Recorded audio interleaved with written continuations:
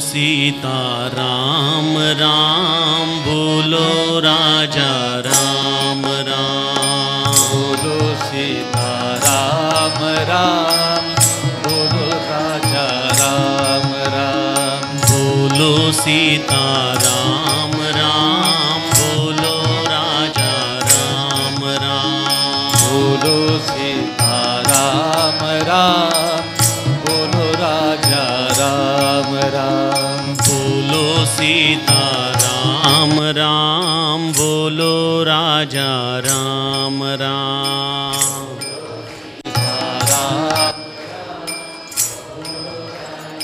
राम राम। बोलो सीता राम राम, बोलो राजा राम राम। बोलो सीता राम राम, बोलो राजा राम राम। राम राम, बोलो राजा राम राम। सीता राम राम, बोलो राजा राम राम। बोलो सीता राम राम, बोलो राजा राम राम। बोलो सीता राम राम, बोलो राजा राम राम।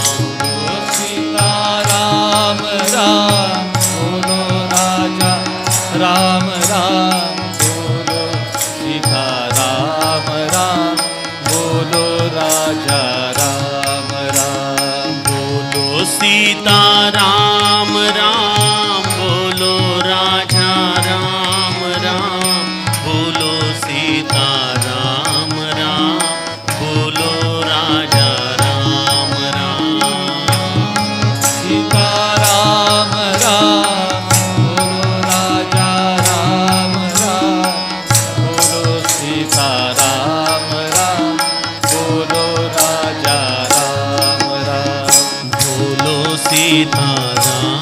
राम, बोलो राजा राम राम।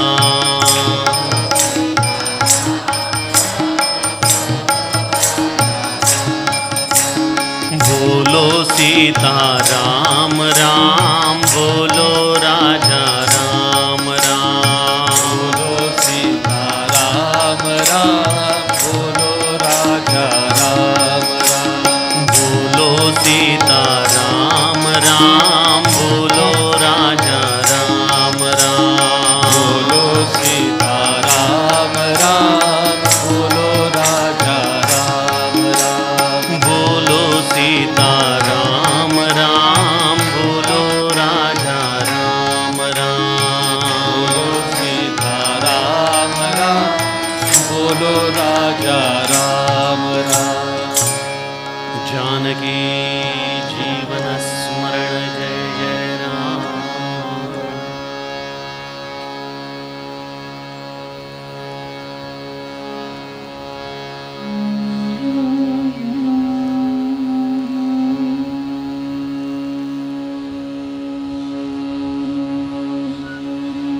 जय जय रघुवीर समर्थ।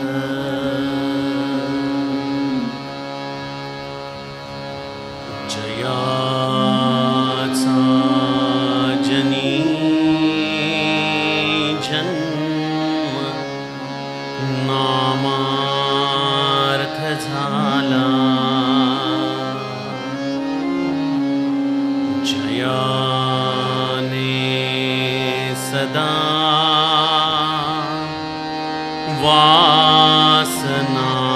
वासनामात केला।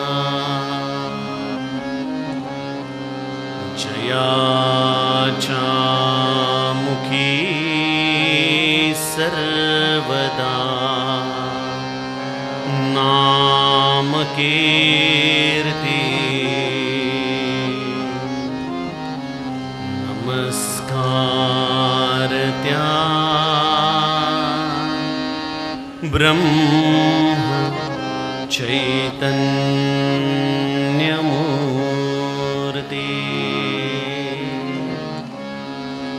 सद्गुरुनाथ महाराज की जय। श्रोता वक्ता श्री राम समर्थ।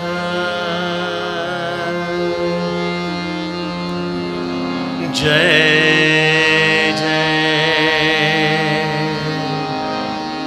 रघुवीर समर्थ।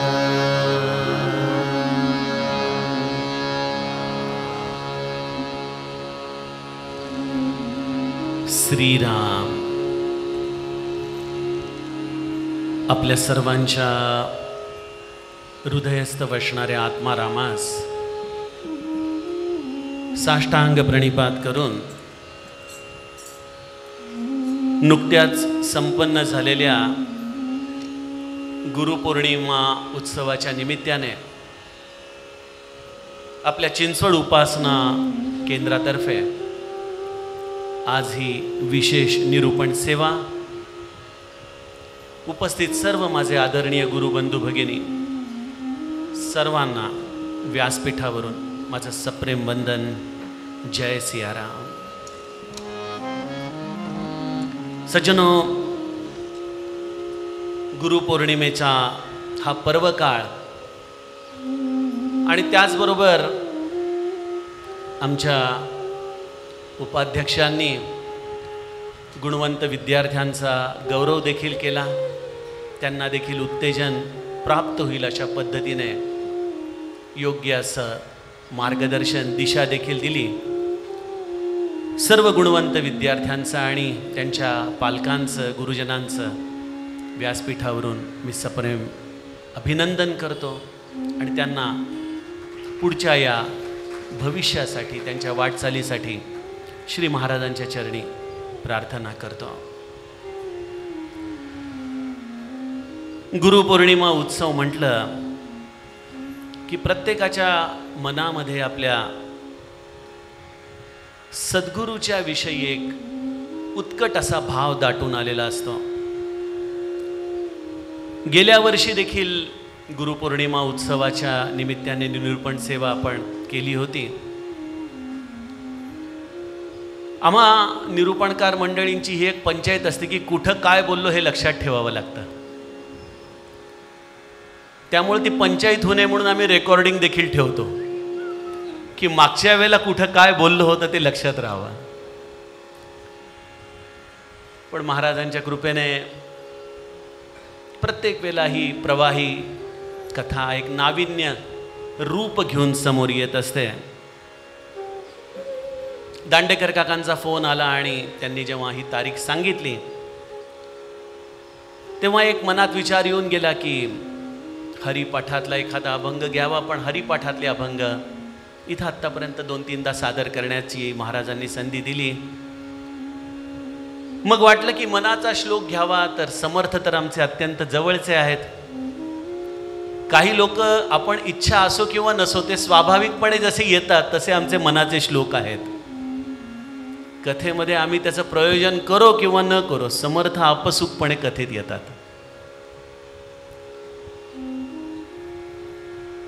मग म्हटलं नेमका काय चिंतनाचा धागा घ्यावा, काय सूत्र घ्यावं की ज्याच्यामुळं आपल्या गुरुचं महात्म्य, आपल्याला असलेला गुरुच्या विषयीचा सद्भाव हा अंतःकरणात विशेषत्वाने प्रगट होईल। आणि या वेळेला गुरुचिंतनासाठी त्यामुळं केंद्रबिंदू घेतलेला आहे संत एकनाथ महाराजांचा एक अभंग, ज्यांनी गुरुभक्तीची उत्कट परिसीमा आपल्या पैठण क्षेत्री केली। जे जनार्दन स्वामींचे एका जनार्दनी या रूपाने अद्वैत बोध प्राप्त केलेले हे संत एकनाथ, त्यांचा एक अभंग आज सज्जनो आपण चिंतनाला घेतलाय। पहिल्यांदा अभंगाचे बोल ऐकूयात आणि त्यानंतर गुरुकृपेने त्यावरील चिंतन, त्याचा मागोवा आपण घेण्याचा प्रयत्न करू।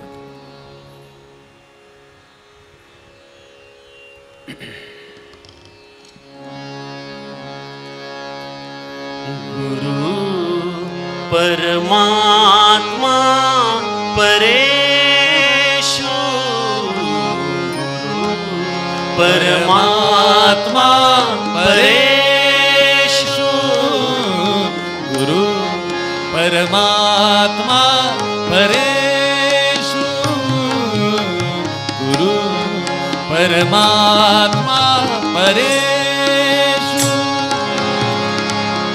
ऐसा ज्याचा दृढ विश्वास ऐसा ज्याचा दृढ विश्वास गुरु परमात्मा परेषु गुरु परमात्मा परेषु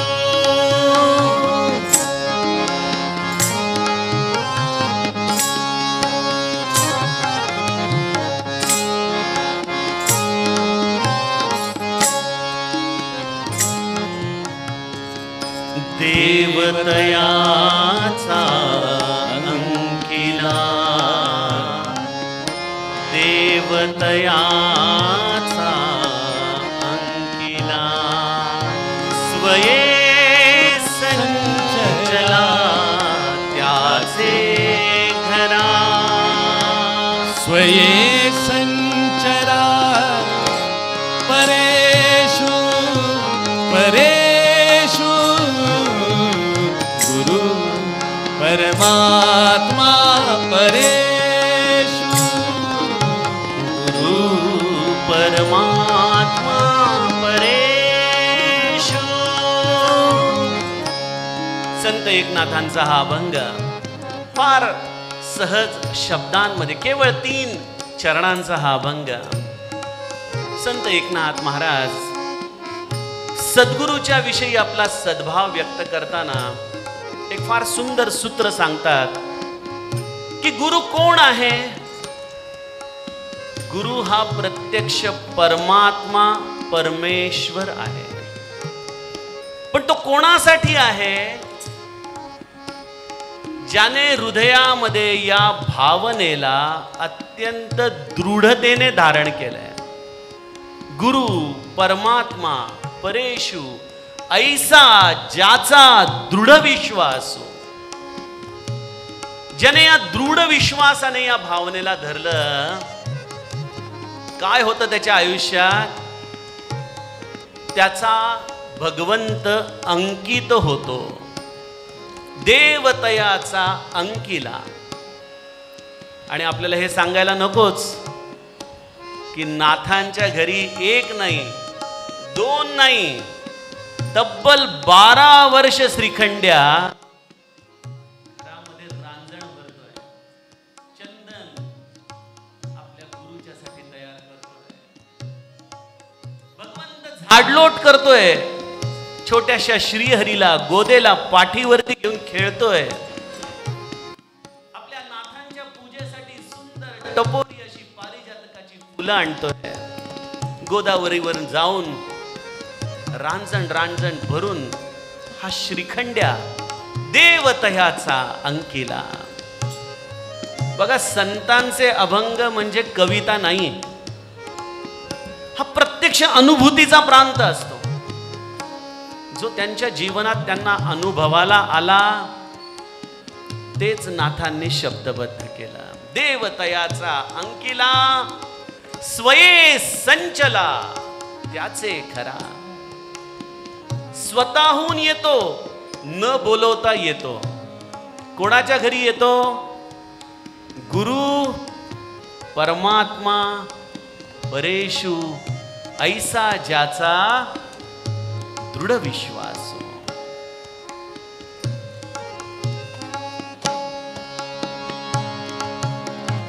एका जनार्दनी गुरुदेव तेथे नाही संशय. एका जनार्दनी गुरुदेव गुरुदेव देव गुरुदेव देव गुरु देव एका जनार्दनी गुरुदेव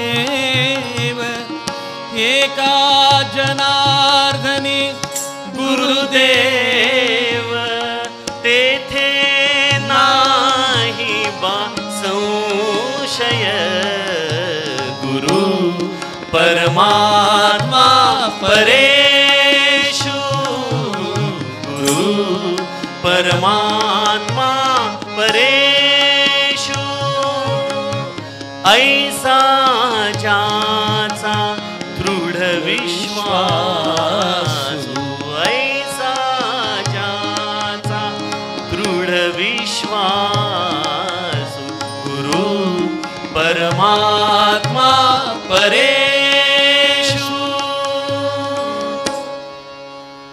एका जनार्दनी गुरुदेव तेथे नाही बा संशय. एकनाथांनी आपली भूमिका मांडली आहे की माझ्या दृष्टीने गुरु हाच देव आहे. इथं माझ्या मनामध्ये कुठलाही संशय नाही. बघा, प्रत्येक जण एखाद्या वस्तूकडे जेव्हा बघत असतो तेव्हा तो त्याच्या सिद्धतेवरून त्याच्या तयारीवरून त्या वस्तूचं परसेप्शन करत असतो, निरीक्षण करत असतो. एक फार विलोभनीय चिंतनाचा भाग आहे. आमच्या निलाखे काका किंवा अशा अभ्यासू मंडळींना विशेष आनंद देईल. आपण स्वतःला प्रश्न विचारा, ज्या या ब्रह्मचैतन्यांना आपण पाहतो ते नेमके कोण येतो? आपल्या दृष्टीने कोण आहेत? आपण उपासनेमध्ये तर म्हणून जातो, होय की नाही? शेषा ब्रह्मा वेदान कळे महिमा तुझा थोर कायमी वर्णू पामर वियोग नसावा तव चरणांचा हाच देवर मस्तकी ठेवी अभयकर हेची विनंती दर्शन द्यावे हेची विनंती दर्शन द्यावे दासा रंगनाथा करावे कृपा गुरुना. शेषा ब्रह्मा वेदा न कळे. अनंत मुख असलेला शेष देखील ज्या गुरुचं वर्णन करता करता थांबला, ज्याला त्याचं रूप कळू शकलं नाही. बघा, आपल्या उपासनेमध्ये राम हृदयामध्ये महादेव देखील माता पार्वतीला हेच सांगतो, नाही सांगू शकत गुरु तत्वाची व्याख्या. कोण आहे गुरु? नाही सांगू शकत. पण जिथं वाणी मौन होते तिथे एक गंमत अशी आहे. आमच्या महिम्नामध्ये आमच्या पुष्पदंतांनी आम्हाला फार मोठी सोय करून दिली आहे.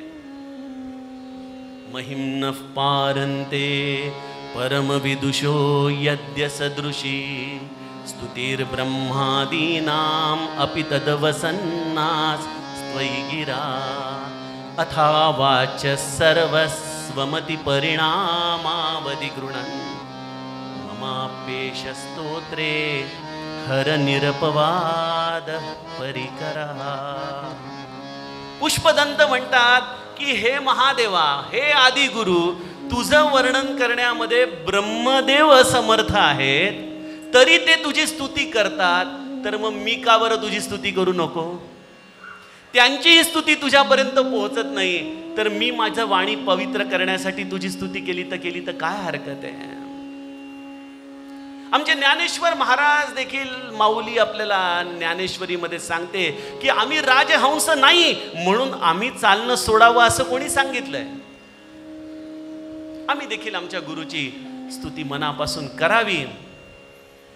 त्यामुळे जरी तो वाणीच्या पलीकडे असला तरी देखील त्याला आपण वाणीने त्याचं स्तवन करावं. आता हे गुरुतत्व ज्याचं मी तुम्हाला चिंतन सांगतोय, त्याला संतांनी आपापल्या अधिकारानुसार वेगवेगळ्या पद्धतीने बघितलं. आता मी तुम्हाला प्रश्न विचारतो बघा. आपल्याला लहानपणी शाळेमध्ये असायचे 3 पर्याय असायचे आणि योग्य पर्याय निवडा म्हणायचे.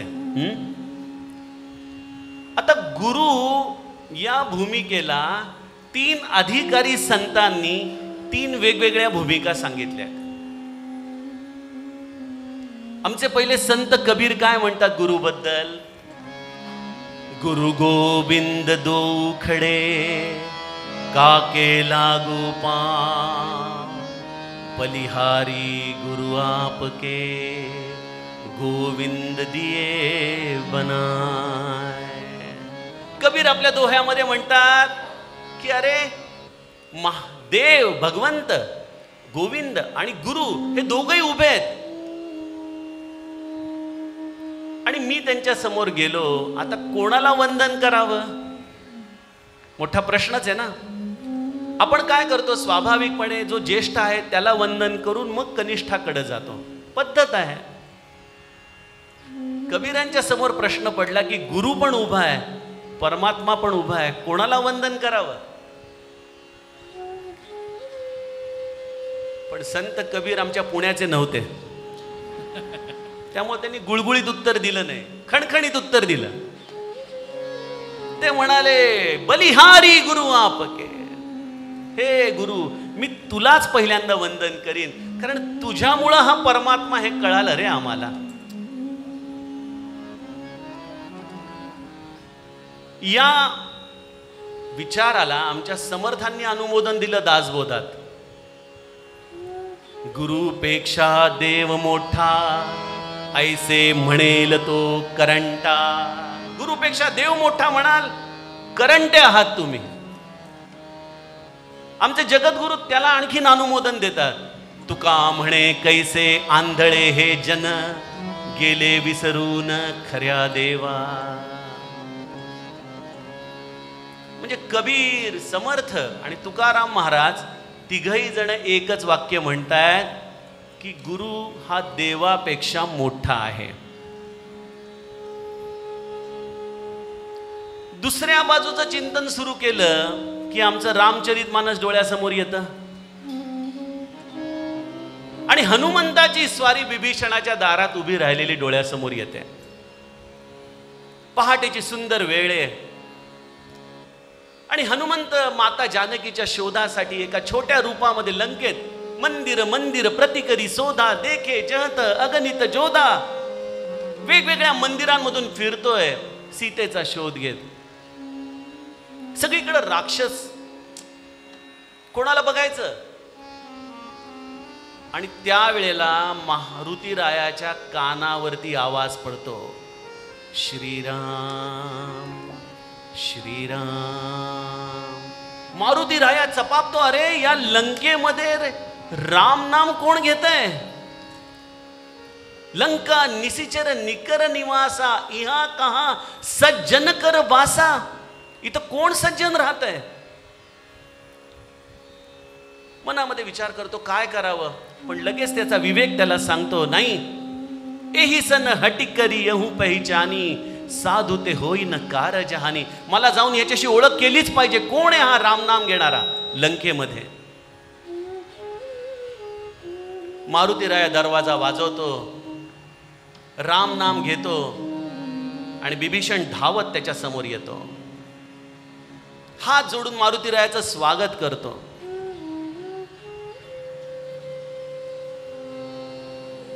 आणि मारुतीरायाशी संवाद करत असताना बिभीषण एक अत्यंत महत्वाचं सूत्र सांगतो. जो रघुबीर अनुग्रह कीन्हा, तो तुम मोही दरसु हटी दीन्हा. माझ्यावरती रामाने कृपा केली आहे याची मला खात्री पटली. रामाने कृपा केली म्हणून सद्गुरु रूपी हनुमंत आज माझ्या दारामध्ये येऊन उभा राहिलेला आहे.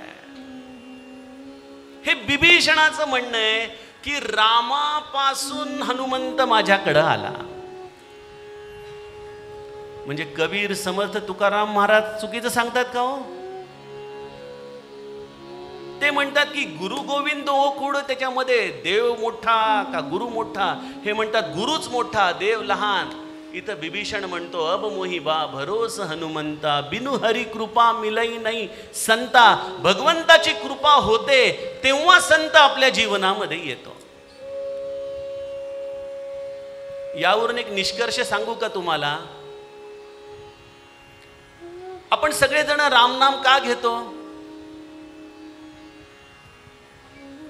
ते बाकीचं सोडून द्या, नोकरी, पगार वगैरे वगैरे, पण रामनाम का घेतो?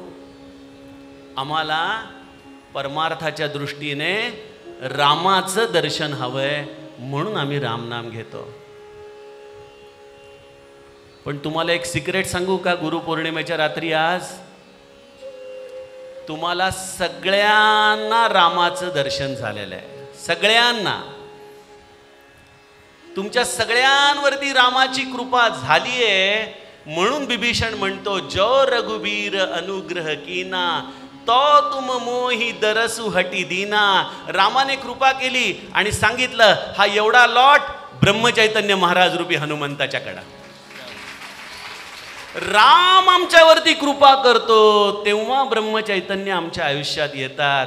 त्यामुळं ब्रह्मचैतन्यापासून रामाकडे जायचंय का आपण रामाकडून ब्रह्मचैतन्यांच्याकडे आलोय? हा प्रश्न विचारा स्वतःला. ही सगळी नाथा घरची उलटी खूण आहे. एक माझे नाथ महाराज म्हणतात की गुरु परमात्मा परेशु. हा तिसरं चिंतनाचा भाग आहे, तिसरं दर्शन आहे गुरु तत्वाचं. एक म्हणतोय गुरु हा देवापेक्षा मोठा आहे, दुसरा म्हणतो देव अनुग्रह करतो तेव्हा गुरु आपल्या जीवनात येतो, त्यामुळे देव श्रेष्ठ आहे. आणि तिसरे आमचे नाथ महाराज या सगळ्या वादावरती पडदा पाडतात. कारण या दोन भूमिका या द्वैताच्या पातळीवरती मांडल्या आहेत. भगवंत आणि गुरु वेगवेगळे आहेत. या भूमिकेवरती तुम्हाला या संतांची भूमिका दिसते की गुरु मोठा का देव मोठा, का देवापासून गुरु का गुरुपासून देव, या सगळ्या द्वैताच्या भूमिका आहेत. पण नाथांचा अधिकार फार मोठा आहे. थेट अद्वैत अनुभवामध्ये ते घेऊन जातात आणि म्हणतात की गुरुपेक्षा देव मोठा नाही, देवापेक्षा गुरु मोठा नाही, गुरु परमात्मा परेशु. विषय संपला. गुरु हाच परमात्मा आहे, गुरु हाच परमेश्वर आहे. गुरु पासून पुढे काही नाही. गुरु हे साधन नाही, गुरु हे साध्य आहे. आणि हे ज्याला कळालं त्याचं काम झालं सगळं. पण लगेच आजच्या काळात जशी ॲडव्हर्टाईज असते आणि खाली स्टार मार्क केलेला असतो कंडिशन सप्लाय, हे कोणासाठी? गुरु परमात्मा परेशु. कोणासाठी? Condition apply. ऐसा ज्याचा दृढ विश्वास. त्यामुळं आम्हाला आमचा विश्वास बघून महाराज म्हणतात अरे माझ्या रामाकडे एकदा डोळे भरून पहा रे, माझ्या रामाची उपासना करा रे, माझ्या रामाचं दर्शन घ्या रे. सज्जनो, या तिन्ही भूमिकांचं स्वागत आपण करावं, कारण तिन्ही भूमिका या योग्य आहेत, बरोबर आहेत. आपण म्हणाल अरे एकाच प्रश्नाची तिन्ही वेगवेगळी उत्तरं बरोबर कस काय? याचं समाधान आमचा हनुमंत करतो बघा. हनुमंताला एकदा रामाने विचारलं, हनुमंत तुझं आणि माझं नातं काय? कोण आहे तू माझा? हनुमंताने फार सुंदर उत्तर दिलं. म्हणे रामा याची 3 उत्तर आहेत. जशी ही 3 उत्तर आहेत तशी त्याची 3 उत्तर आहेत. राम देखील विस्मयचकित झाला. बुद्धिमतां वरिष्ठ हनुमंत सांगतोय की 3 उत्तर आहेत. एक, देहाच्या पातळीवरती मी तुझा दास आहे, जीवाच्या पातळीवरती मी तुझा अंश आहे, आणि आत्म्याच्या पातळीवरती तुझ्यामध्ये आणि माझ्यामध्ये भेद नाही. आपण दोघंही एकरूपच आहोत. त्यामुळे सज्जनो, आपण जेव्हा देहाच्या पातळीवर विचार करतो की कोणाला नमस्कार करायचा, गुरुला का देवाला, तर कबीरांचं उत्तर योग्य आहे, पहिले गुरुदेवाला नमस्कार करायचा. जीवाच्या पातळीवर विचार कराल तर जीव कोण आहे? जीवो ब्रह्मैव नापरा. तो ब्रह्माचा अंश आहे, तोच तो आहे. मग थोडक्यात समुद्राचा, गंगेचा हा थेंबुटा म्हणजे जीव आहे. म्हणून सगळं काही येतं त्या गंगेतून येतं. म्हणून जो रघुबीर अनुग्रह कीना तो तुम मोहि दर सुहटी दीना. त्यामुळे जीवाच्या पातळीवरती तो समुद्र आहे, तो सिंधू आहे, तो ब्रह्म आहे, मी त्याचा अंश आहे. आणि जशी जशी तुमचा अधिकार वाढेल, जसा जसा जसा तुमचा साधनेचा आविष्कार होईल, त्यावेळेला एका टप्प्यावरती तुम्हाला आविष्कार घडतो की मीच तो आहे, अहम ब्रह्मास्मी.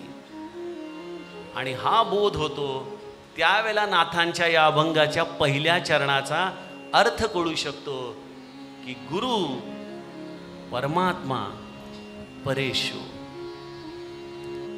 हा गुरु परमात्मा परेशु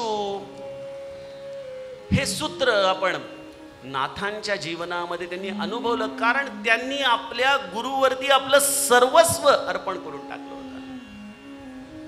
मूळ नक्षत्रावरती जन्माला आलेले आमचे नाथ, लहानपणीच आई वडिलांचं छत्र गेलं, आजोबा चक्र पाणींनी सांभाळलं, उत्तम संस्कार केले, आणि 8-10 वर्षाचे झाले असताना आतमध्ये ते मुमुक्षत्व जागृत झालं की आपल्याला जीवनामध्ये पूर्णत्व देणारा सद्गुरू कुठं प्राप्त होईल. आणि मग त्या सद्गुरूच्या शोधामध्ये या छोट्या नाथांची पावलं वणवण वणवण या महाराष्ट्राच्या भूमीमध्ये फिरू लागली. आणि एक दिवशी स्वप्न दृष्टांत झाला नाथांना की देवगिरी पर्वतावरती जनार्दन स्वामी हे तुझे सद्गुरू आहेत, तू त्यांच्याकडे जा. किल्लेदार होते जनार्दन स्वामी, यवनांचा काळ, किल्ल्याची जबाबदारी. पण जनार्दन स्वामी हे दत्त उपासक, मोठा करारी स्वभाव, निष्ठेनी दत्ताची उपासना करणारे. आणि माझ्या नाथांनी जनार्दन स्वामींचे जाऊन चरण पकडले. लहान बाळ जसं आमच्या तुकामाईंनी महाराजांना जवळ घेतलं, त्याचप्रमाणे जनार्दन स्वामींनी नाथांना जवळ घेतलं. बघा, आपण फक्त म्हणतो गुरुर ब्रह्मा गुरुर विष्णू गुरुर्देवो महेश्वरा. आपण गुरुला माता म्हणतो, पिता म्हणतो, सर्व काही म्हणतो, पण त्याचा अनुभव जर कोणी घेतला असेल तर तो नाथांनी घेतला आहे. कारण आई वडिलांचं छत्र नव्हतंच, जनार्दन स्वामींनीच नाथांना सांभाळलं, सर्व विद्या शिकवल्या, अगदी हिशोबापासून. अहो, गुरु जबाबदारी घेतो घेतो म्हणजे काय, दत्तात्रयाचं दर्शन तर घडवलंच, आत्मानुभव दिलाच, पण आपल्या शिष्याला गृहस्थाश्रमामध्ये देखील ठेवलं. गिरिजा आईंशी लग्न देखील जनार्दन स्वामींनीच लावून दिलं. सर्व दृष्टीने त्यांच्या हा आयुष्याचा हा वृक्ष नाथांचा जनार्दन स्वामींच्या कृपेने बहरला. त्यामुळं माझ्या नाथांचं जेव्हा तुम्ही भागवत ऐकता, वाचता, आणि जेव्हा नाथांची अनुभूती येते आपल्या गुरुच्या बद्दल सांगताना, तेव्हा प्रत्येक वेळेला त्यांच्या शब्दाला एक सुंदर मोगऱ्याचा सुगंध सुटतो जेव्हा ते गुरुविषयी बोलायला लागतात. जणू काही एखादा देठातून कळी उमलावी त्याप्रमाणे मन नाथांचं गुरुच्या बद्दल बोलायला लागलं की थुई थुई नाचू लागतं. नाथांनी भागवताच्या एका अध्यायात लिहिलेले की हे गुरुवरा, मला तुझ्यापासून कधीच दूर करू नकोस रे. काय असतं प्रेम? प्रेम म्हणजे काय? गुरुवर कसं प्रेम करावं? काय म्हणतात नाथ, हे गुरु, आपण सकाळी ज्या निंबाच्या काडीने दात घासता ती काडी मला करा, आपण ज्यांनी चूळ भरता ते पाणी मला करा, ज्यांनी आपण स्नान करता ते जल मला करा, जे उठणं आपण लावता ते उठणं मला करा, जी वस्त्र आपण परिधान करता ती वस्त्र मला करा, आपण ज्या आसनावरती बसता ते आसन मला करा, नवे नवे तो तक्क्या मला करा, तुमच्या हातामध्ये जी लेखणी असते ती मला करा, ती दौत मला करा. तुम्ही कुठल्याही परिस्थितीमध्ये एकच करा, मला तुमच्यापासून कधी लांब नेऊ नका, कधीच.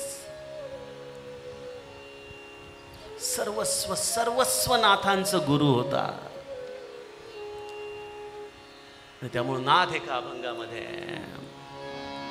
भैरवी नाम जनार्दन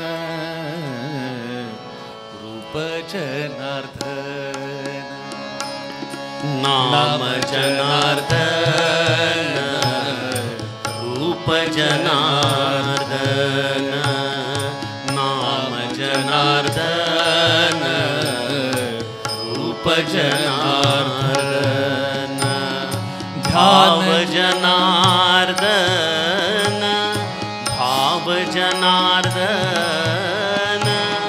सर्व मज नाम जनार्दन रूप जनार्दन, नाम जनार्दन रूप जनार्दन.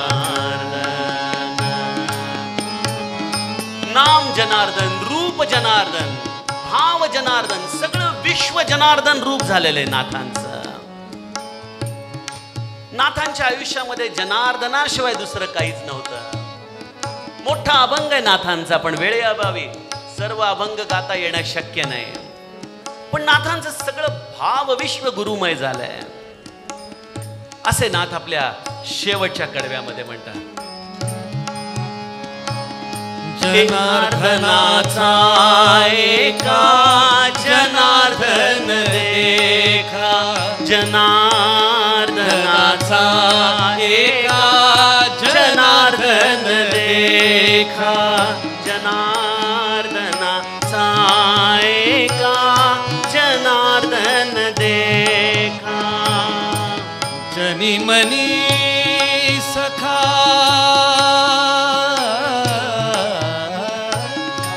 जनी मनी सखा, सखा हो सखा हो, जनी मनी सखा जनी मनी सखा, जनार्दन जनार्दन, जनी मनी सखा जनी मनी सखा, जनार्दन नाम जनार्दन रूप जनार्दन, नाम जनार्दन रूप जनार्दन. जनार्दनाचा एका जनार्दनी देखा, जनीवनी सखा जनार्दन. सर्व भाव विश्व गुरुमय झालेलं आहे. अशा नाथांचा हा अधिकार होता आणि त्यामुळे त्यांना कळालं गुरु परमात्मा परेशू. मी आज सकाळी सहज विचार करत होतो की ही नाथांची अनुभूती आपल्या संप्रदायामध्ये कोणाला आली बरं? आणि झटदिशीने डोळ्यासमोर उभे राहिले पूज्य भाऊसाहेब. भाऊसाहेबांना महाराजांशिवाय दैवतच नाही कोणी. महादेवाच्या मंदिरात जरी गेले तरी महाराज आलो बरं, जगदंबेच्या समोर उभे राहिले तरी महाराज, गणपतीच्या समोर उभे राहिले तरी महाराज. प्रत्येक भगवंतामध्ये तो माझा गुरुच तिथं बसलेला आहे.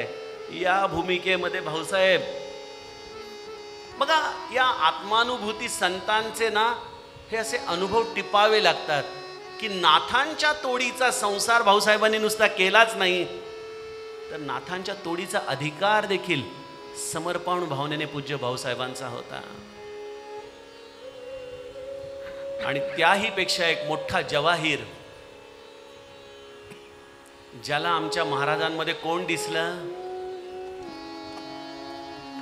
महाराजा समान नाही त्रिभुवनी, आनंदाचे खाणी गुरुराव. म्हणा, महाराजा नाही त्रिभुवनी, आनंदाचे खाणी गुरुराव. आनंदाचे खाणी गुरुराव, आनंदाचे खाणी गुरुराव. गुरुराव माझे रामची केवळ, हो गुरुराव माझे रामची केवळ, हो गुरुराव माझे रामची केवळ. गुरुराव माझे रामची केवळ, वासनेचे मूळ दूर केले, वासनेचे मूळ दूर केले, वासनेचे मूळ दूर केले. महाराजा समान नाही त्रिभुवनी, आनंदाचे खाणी गुरुराव. आनंदाचे खाणी गुरुराव, आनंदाचे खाणी गुरुराव. महाराजा समान नाही त्रिभुवनी, आनंदाचे खाणी गुरुराव. आमच्या ब्रह्मानंद महाराजांना 3 पातळीवरती महाराज राममय दिसलेले आहेत.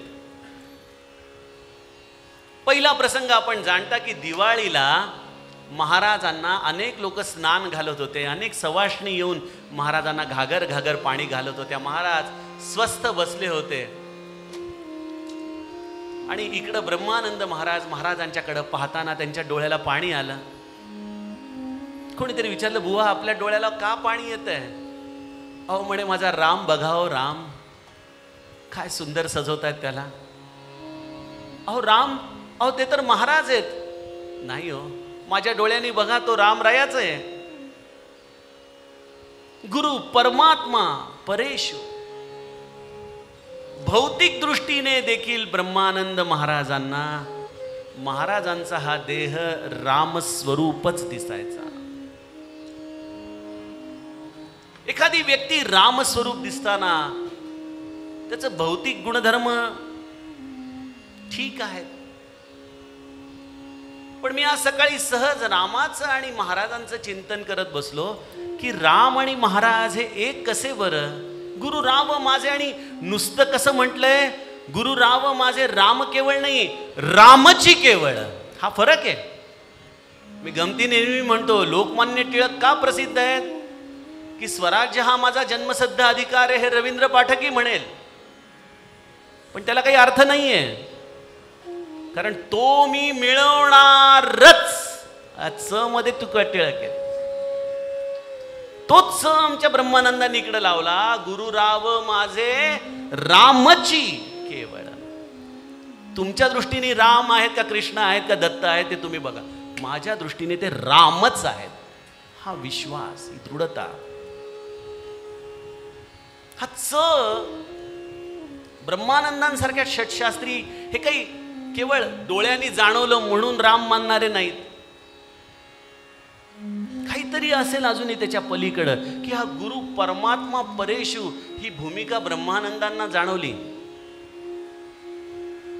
काही चरित्रातली उदाहरणं डोळ्यासमोर येऊन गेली. आमचा राम दया सिंधू, सुंदरकांडामध्ये बिभीषण शरण आला. राम राया इकडं तिकडं बघतोय, अरे याला काय द्यावं काय द्यावं. कह लंकेश, लंकापती करून टाकलं त्याला. जी लंका रामाने जिंकली नव्हती ती लंका त्याने बिभीषणाला देऊन टाकली. आणि नुसतं आजच्या राजकारण्यांसारखं आश्वासन नव्हतं. लंका जिंकल्यानंतर माझा रामराया लंकेच्या बाहेर खडकावरती बसून आहे आणि लक्ष्मणाला सांगतो, जा जाऊन आज बिभीषणाचा राज्याभिषेक कर, वडिलांच्या आज्ञेमुळे मी शहरात येऊ शकत नाही. कोण सोडेल एवढं 18 दिवस जीवा उपरांत युद्ध करून जिंकलेलं राज्य रामराया बघायला देखील गेला नाही. त्यामुळे माझे गोस्वामीजी फार सुंदर लिहून टाकतात, जो संपदा शिव राव नाही दिये दीन दस मात सोई संपदा बिभीषण नाही सकुची दीनी रघुनाथ. संकोचाने रामराया म्हणाला, अरे माझ्याकडे एवढंच आहे बाबा, एक लंका तुला देऊ शकतो, चालेल ना तुला? कमीच आहे, तुझ्या समर्पणापुढे हे खूप कमीच आहे, पण ही लंका. आणि त्याच वेळेला महाराजांच्या जीवनातला प्रसंग आला. काशी यात्रेला जाताना आई बरोबर बाहेर पडतायत आणि हरिपंत मास्तरांना म्हणतात, तुळशी पत्र ठेवा घरावर. देऊन टाकलं तुळशी पत्र, मागं वळून बघितलं पण नाही. अरे आपलं, तुमची कोणाची तयारी असेल तर माझा नमस्कार आहे. अहो आपण देवाला नमस्कार करताना मागं 10 वेळेला चपलांकडे बघणारी लोक. पण बघा, गुरु राव माझे रामची केवळ ब्रह्मानंदांना कसे दिसले?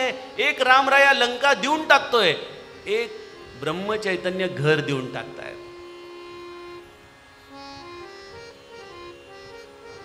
एक माझा राम केवटाला म्हणतो, तुला काय देऊ, काय देऊ? अरे माझ्याकडे काहीच नाहीये द्यायला. जानकी मातेकडे पाहतो, तिच्या हातातून सुंदर अंगठी काढतात. रामराया तिला म्हणतो, हे घे. अहो आमच्यासारखी लोक म्हणाली असते, आमची बायको म्हणजे माझी नाही, तर उगी सगळेजण तिच्याकडे बघतील, पण आपल्या घरोघरी हा अहो राहू द्या ना, तेवढीच गरजेची. कळत नाही तुम्हाला? उपयोगाला येईल, कुठेतरी मोडीत घालू, 2 पैसे येतील. पण माझी जानकी माता एक अंगठी काढून देते, घे केवटा. माझ्या डोळ्यासमोर महाराजांचं चरित्र येतं. कोल्हापूरच्या मंदिराच्या बाहेर बसलेले एक भिकारीण येते, छोटासा गणू गुरु शोधार्थ बाहेर पडलाय, अंगावर लंगोटी आहे, आणि महाराजांना ती बाई येऊन म्हणते, काहीतरी दे रे बाळा. काय काय देऊ, काय माझ्याकडं? खटकन कानातली भिकबाळी काढून हातामध्ये टाकतात, घे. महाराजांना कोणतरी विचारलं, महाराज अहो त्याला अशी हे असते ना, स्क्रू असतो, थोडासा शांतपणे काढला असता.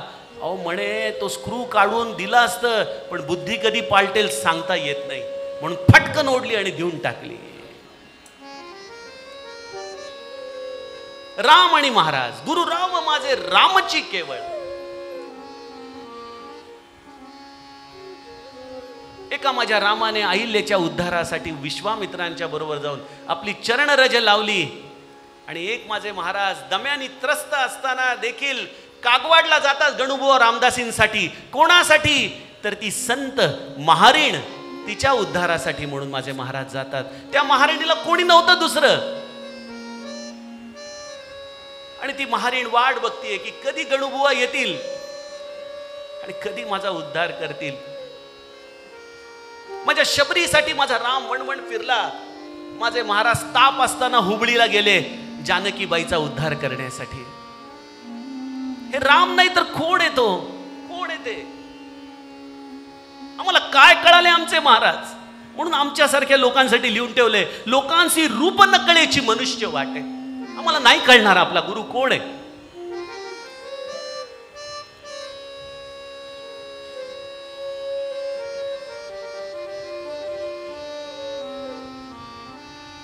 माझा राम अयोध्येचा त्याग करून निघून गेला सहज.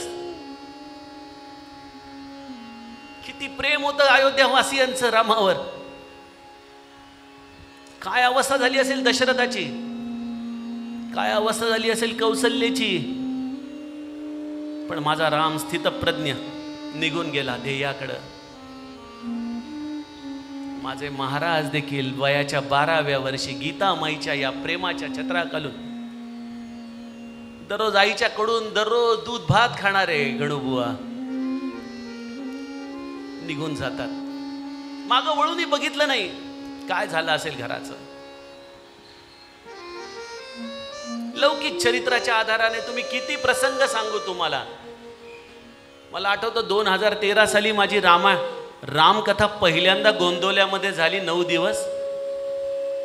आणि त्यावेळेला मी त्या कथेमध्ये पहिल्यांदाच कथा सांगत होतो, त्यामुळं आजही काही फार विशेष जमत नाही, पण त्यावेळेला तर काहीच जमत नव्हती.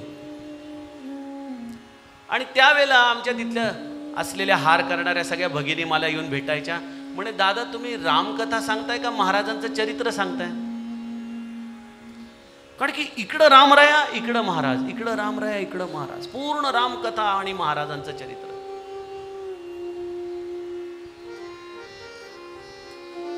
एका रामाने आयुष्यभर या राक्षसांचा वध करण्यासाठी अविरत शौर्य गाजवलं आणि एकाने आपल्या हृदयातल्या रावणाला मारण्यासाठी राम नामाचा प्रचार प्रसार केला अविश्रांत, की लोकांच्या हृदयातला रावण मारावा.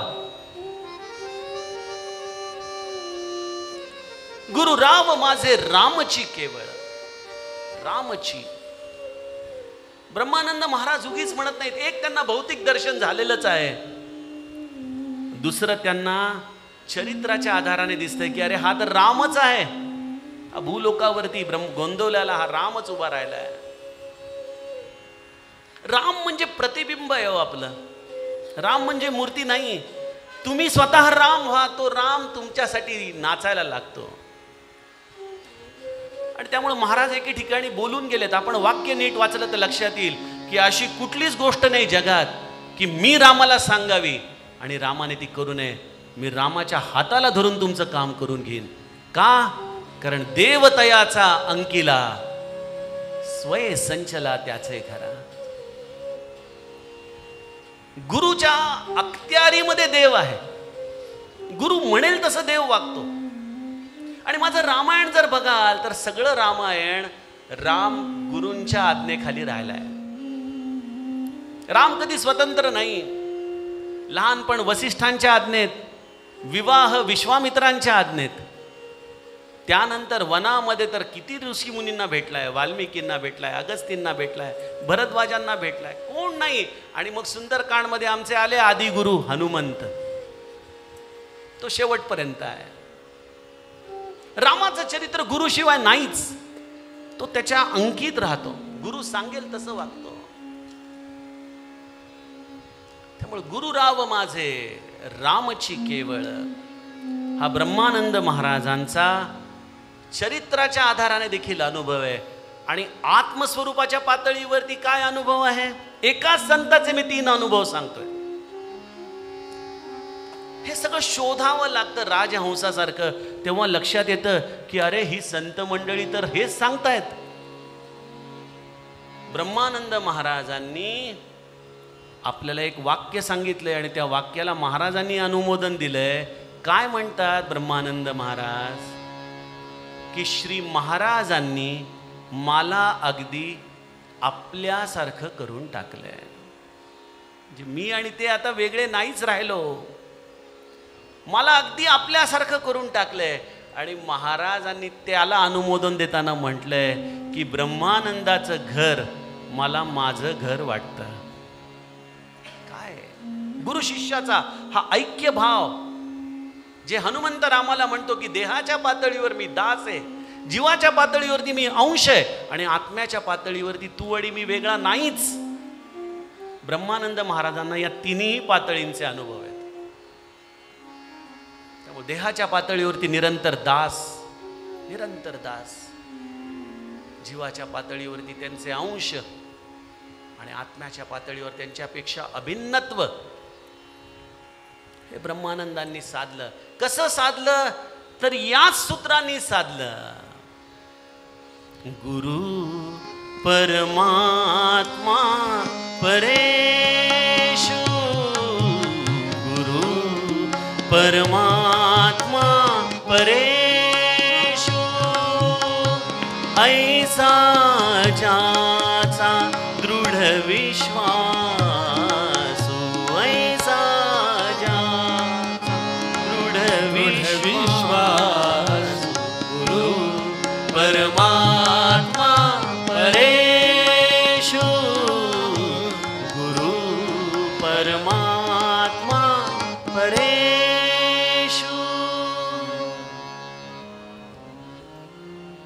हा अनुभव सज्जन हो तुम्हाला देखील येऊ शकतो. हा अनुभव तुमची देखील वाट पाहतोय. हा केवळ ब्रह्मानंदांपुरता मर्यादित अनुभव नाही. जो जो कोणी त्यांचा अंकित झाला, जो जो कोणी त्यांचं दीक्षा घेतोय, त्या प्रत्येकाला शेवटची स्थिती हीच मिळणार आहे की गुरु आणि देवाचा ऐक्यभाव हा त्रिवेणी संगम कळणार, जिथं आपलं जीव पण विरून जातं आणि हे आत्मस्वरूप आपल्याला अनुभवायला येतं. हीच परमार्थाची अंतिम फलश्रुती आहे. पण यासाठी सगळ्यात महत्वाची गोष्ट आहे ती म्हणजे ऐसा ज्याचा दृढ विश्वासू. इथं सगळं घोडं पेंड खातंय बघा आमचं. ऐसा ज्याचा दृढ विश्वासू.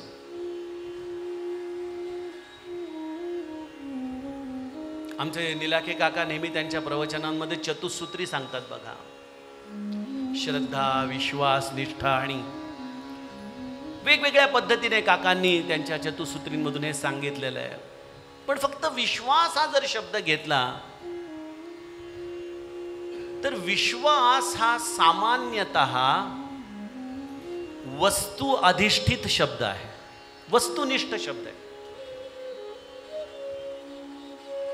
एखादी वस्तू आपण विश्वासाने घेतो आणि त्यामुळे ती वस्तू जर खराब निघाली तर आपला विश्वास देखील तुटतो. आणि विश्वास ही अशी गोष्ट आहे की एकदा तुटली की ती काही केल्या परत. एखाद्या दुकानामध्ये जर आपल्याला कधीतरी काही खराब माल मिळाला तर 10 वर्ष त्याच्या दुकानामध्ये जाऊन त्याला आपण ऐकवतो, नाही बाबा ते काय तुझ्याकडे घेणार नाही आम्ही. कारण विश्वास एकदा तुटला की त्या विश्वासाला भरून काढता येत नाही. म्हणून नाथांनी त्या शब्दाला सांगितलंय कि ये फेविकॉल का जोड़ होना चाहिए जो कभी टूटेगा नहीं. दृढ विश्वास हो.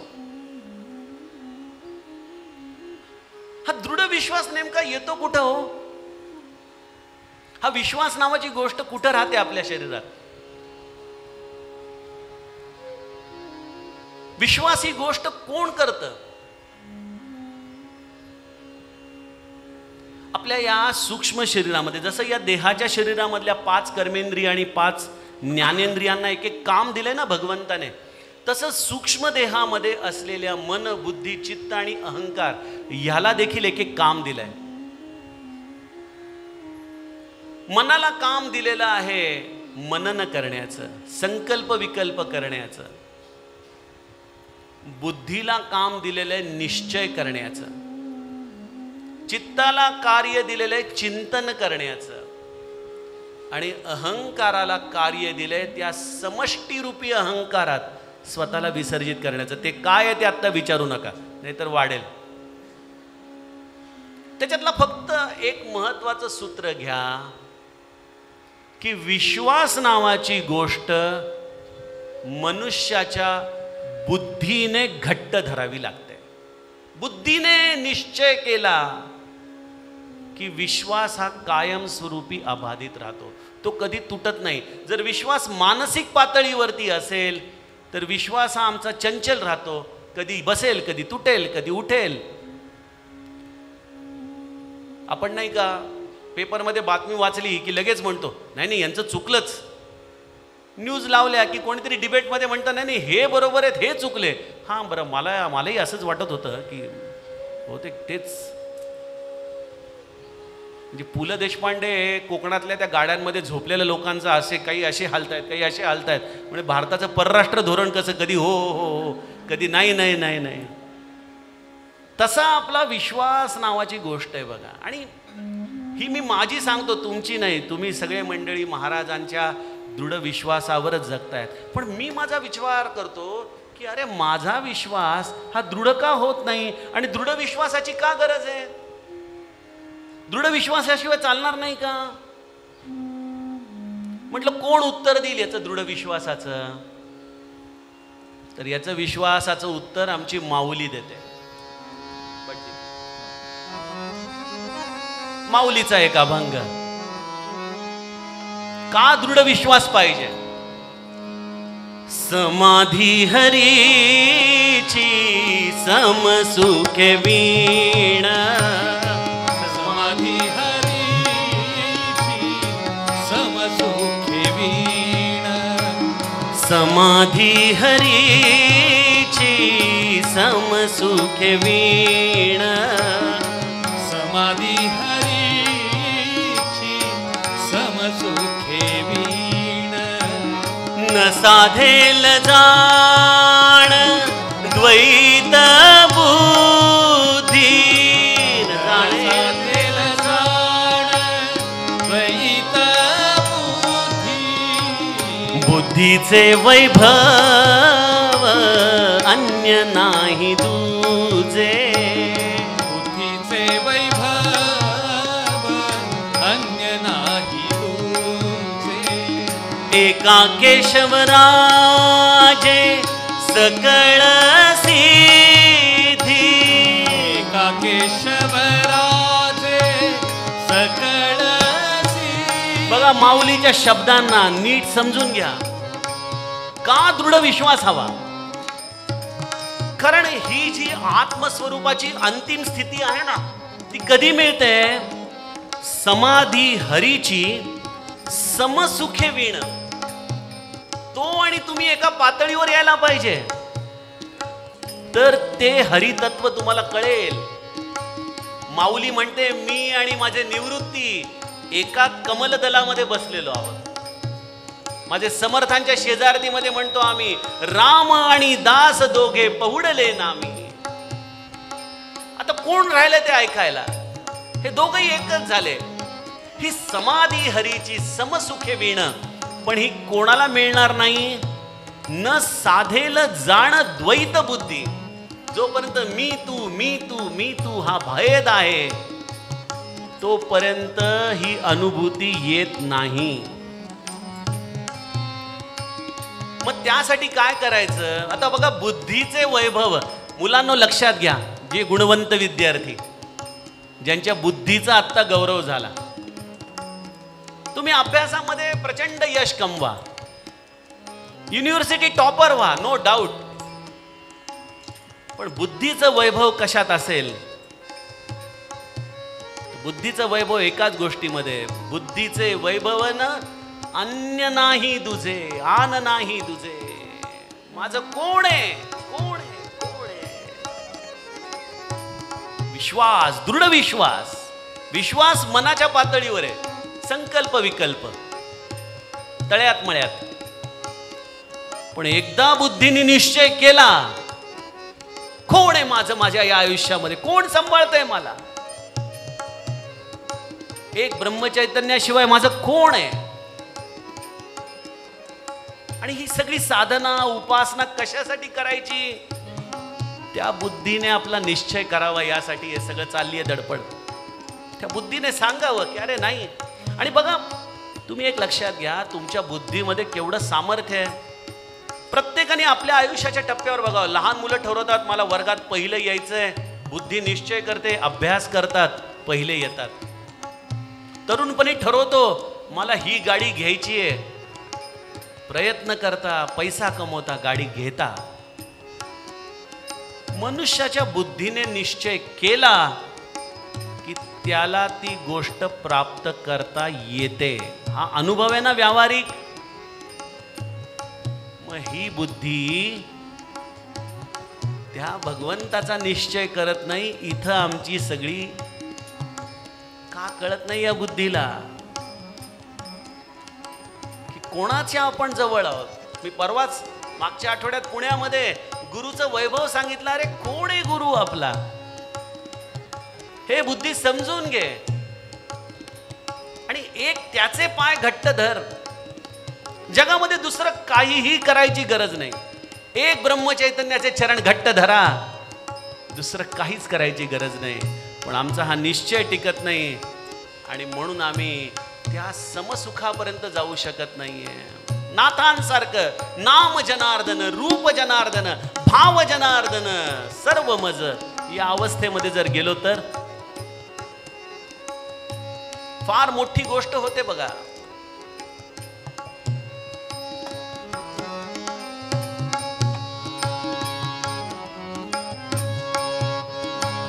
बुद्धीचे वैभव अन्य नाही दूजे, एका केशवराजे सकळ सिद्धी. सिद्धी बुद्धी धर्म हरी पाठी आले.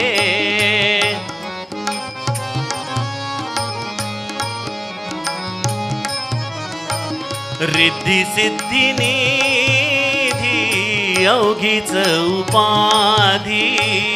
रिद्धी सिद्धी निधी अवघीच उपाधी.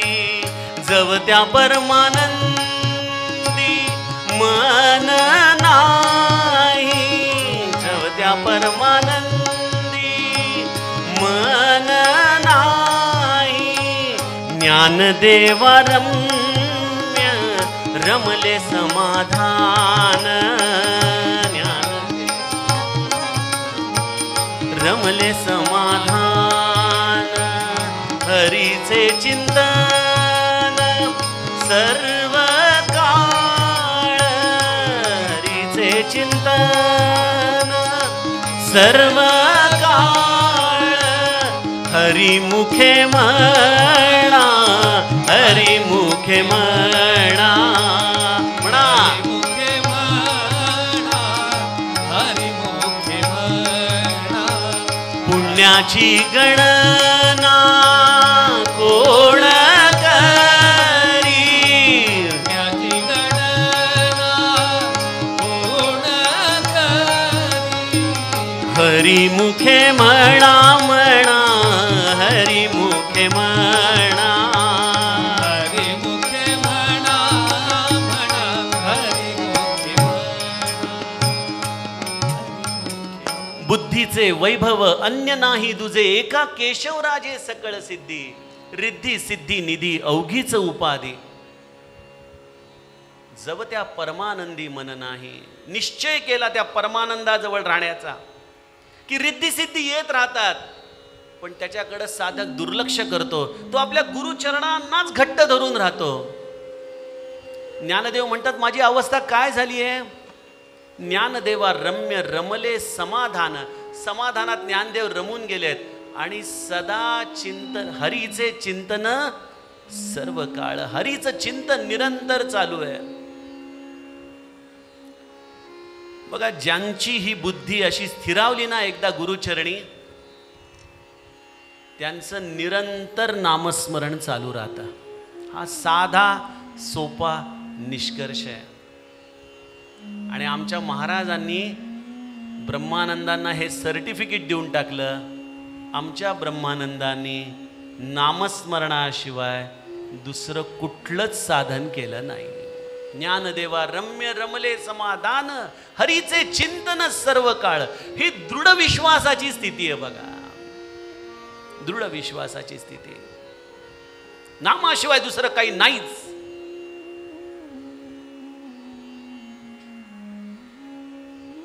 आता या दृढ विश्वासाचे देखील 3 वर्ग असतात. एक संशयात्मक विश्वास. पहिले तर संशय. 4 पातळ्या करूयात. एक संशयच. एक संशयात्मक विश्वास. तिसरा विश्वास. काकांच्या कॉपीराईटला की एक संशय. हे आता ऐन वेळेला सुचलेलं आहे की एक संशय, एक संशयात्मक विश्वास, एक विश्वास आणि एक दृढ विश्वास. 4 पातळ्या आहेत बघा. आता तुम्ही कोण कुठल्या वर्गामध्ये बसता ते ज्याचं त्यांनी ठरवायचं आहे. महाराजांच्या चरित्रामध्येच एक असा प्रसंग आहे ज्याच्यामध्ये या 4 वर्गाचे विद्यार्थी सापडतात.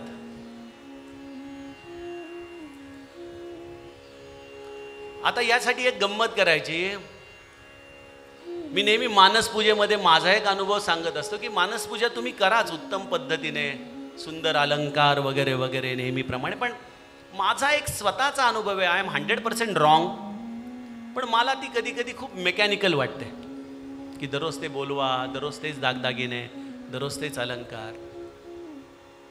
तर मी त्यामध्ये माझी एक स्वतःची थोडा आगाऊपणा करून सिस्टम डेव्हलप केली. चरित्रातला एखादा प्रसंग घ्यायचा आणि त्या प्रसंगामध्ये आपण स्वतः जायचं महाराजांच्या बरोबर. त्या प्रसंगामध्ये आपण गेलो आणि की मुगीच त्या प्रसंगामध्ये ब्रह्मानंद बुवा होऊन जाऊ नका बरं का, नाहीतर लगेच. मला लोक म्हणतात, दादा तुम्हाला महाराजांचे अनुभव असतील ना, दर्शन झालं का महाराजांचं? हो म्हटलं झालं ना. म्हटलं कधी? म्हटलं मी होतो महाराजांच्या बरोबर. हो का, कधी होता? म्हटलं ते महाराजांनी घरावर तुळशीपत्र ठेवल्याचा अनुभव माहिती का? हो म्हटले माहिती. मग महाराज म्हणाले ज्याला जे पाहिजे ते लुटून घ्या, त्यामध्ये पहिला मी आत शिरलो म्हटलं. तो माझा अनुभव.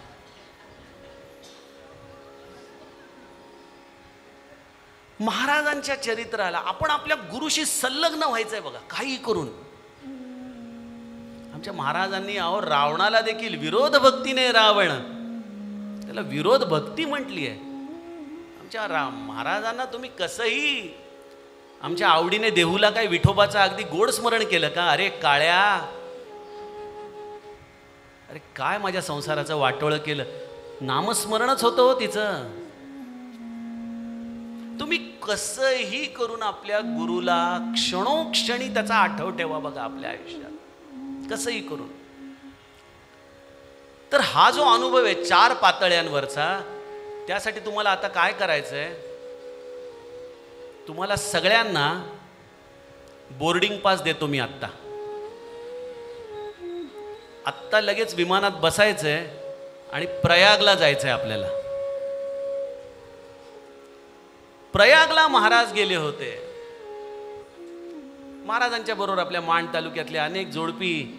महाराज प्रयागला जाणार, वेणीदान करणार, महाराज सगळ्यांना गंगा स्नान घडवणार, त्रिवेणी स्नान घडवणार, म्हणून आपण सगळेजण गेलो होतो बरं का. तुम्हाला हे खरं वाटत नाही का?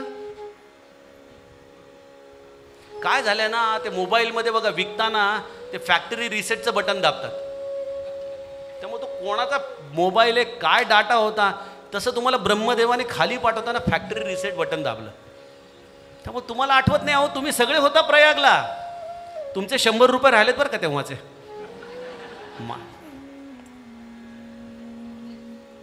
गमतीचा भाग सोडा, पण आपण सगळे सोलमेट आहोत, आत्म्याचे मित्र आहोत. जन्मोजन्मी आपण यांच्या चरणांजवळ आहोत. तेव्हा कुठे ही आपली क्रमविकासाने चाललेली गती आहे. तर महाराज सगळ्यांना घेऊन प्रयाग क्षेत्री गेले. सगळी पूजा अर्चा झाली, त्रिवेणी संगमात स्नान झालं आणि मग संध्याकाळी ठरलं की आता उद्याला वेणीदान करण्यासाठी नदीच्या मध्यभागी आपण जायचं. 20-22 जोडपी महाराजांच्या बरोबर, मध्यम वयातली, काही नुकतीच लग्न झालेली, काही वयोवृद्ध, सगळी जोडपी छान नटून थटून. आमच्या कथेला जसे राम जन्माला येतात तसे सगळे जण आले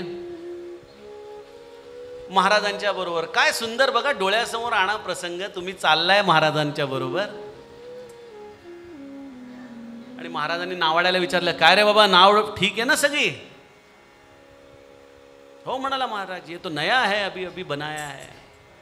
चला म्हणाले बसा. सगळेजण जोडपी बसली महाराजांच्या बरोबर. जी बाकी उरली होती ती वाट बघत राहिले की पुढच्या दौऱ्यामध्ये आपण जाऊ. जेवढी नावेची कपॅसिटी होती तेवढी लोक बसली. महाराज सगळ्यांच्या मध्ये बसलेले आहेत कफनी घालून आणि नावाड्याने आपल्या नावेला हेलकावायला सुरुवात केली, त्याचा वल्ल व्हायला सुरुवात केली. नदीमध्ये नाव हळूहळू हळूहळू छान जायला लागली. तिथं तुम्ही बघा नदीला प्रवाह आहे, वेग आहे, करंट आहे. त्यामुळे नाव वेगाने हळूहळू पुढं जायला लागली आणि 50-100 यार्ड नाव पुढं गेली नाही तर खटकन आवाज आला. आवाज येता क्षणी नावाड्याने बघितलं तर एक जुनं फाळकं उचकटलं, एक छिद्र पडलं आणि त्यामधून भरगर घरगर घरगर पाणी वरती यायला सुरुवात झाली. हे बघताच नावाड्याने वल्लवणं थांबवलं आणि तो आला, एक काहीतरी घमेलं घेऊन ते पाणी काढून बाहेर फेकायला सुरुवात केली. पण कुठं त्या घमेल्यातून येणार पाणी आणि कुठून आतून येणाऱ्या पाण्याचा दबाव. नावाड्या जीव लावून पाणी बाहेर काढतोय. थोड्या वेळाने घामेघूम झाला. ऑगस्ट महिना होता, श्रावण महिना होता, नदी तुफान भरली होती आणि त्याने हतबल होऊन महाराजांच्याकडे बघितलं. म्हणे, गुरुदेव, ये तो रुकने का नाम नहीं ले रहा है. महाराज म्हणाले, वा वा वा, आज गंगा माता आपल्यावर प्रसन्न झालेली दिसतीये, सगळ्यांना आपल्याला पोटात घेणारे म्हणाले. आता 4 वर्गाचे विद्यार्थी बघा,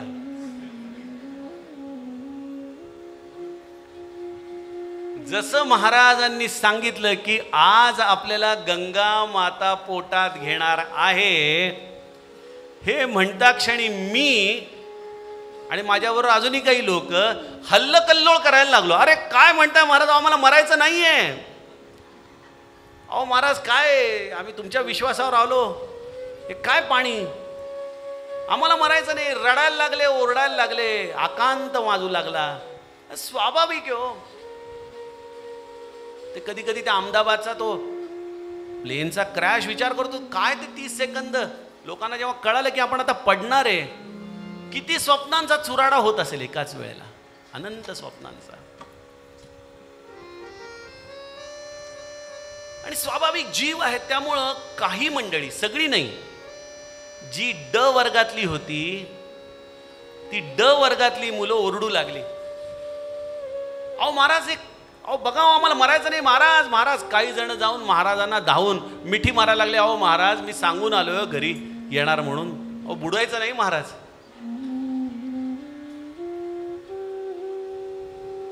क वर्गातली मुलं डोळे मिटून डोळ्यावर हात ठेवून बसली. काय होईल काय जाणे. म्हणजे आम्ही संशय वर्गातले होतो. ही डोळे बंद करून असलेली लोक क वर्गातली संशयात्मक विश्वासातली होती.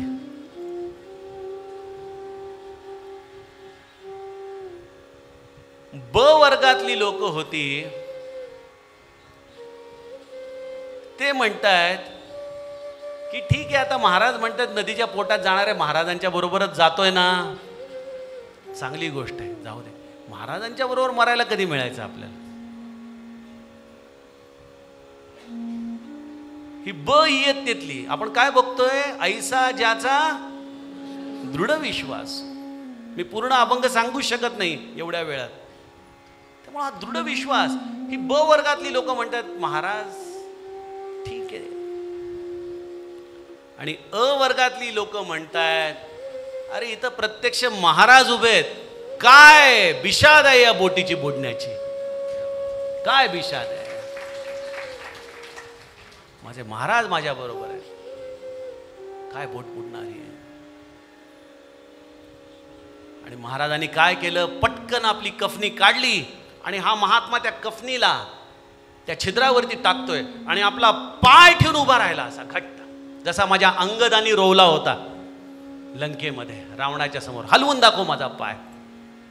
मला वाटतं त्या अंगदाच्या ताकदीचाच तो पाय महाराजांनी तिथं रोवला आणि लोकांना म्हणाला, अरे बघताय काय, भजन करा, जय जय श्रीराम, जय जय श्रीराम. जेवायचं नाहीये बरं का अजून वेळ. जय जय श्रीराम, जय जय श्रीराम, जय जय श्रीराम, जय जय श्रीराम, जय जय श्रीराम, जय जय श्रीराम, जय जय श्रीराम, जय जय श्रीराम, जय जय श्रीराम, जय जय श्रीराम, जय जय श्रीराम, जय जय श्रीराम, जय जय श्रीराम, जय जय श्रीराम, जय जय श्रीराम, जय जय श्रीराम, जय जय श्रीराम, जय जय श्रीराम, श्रीराम, जय जय श्रीराम,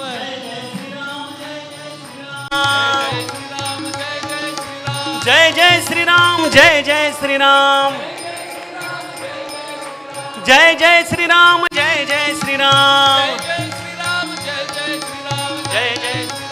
महाराज लोकांना म्हणतात अरे रडू नका रडू नका भजन करा भगवंताचं।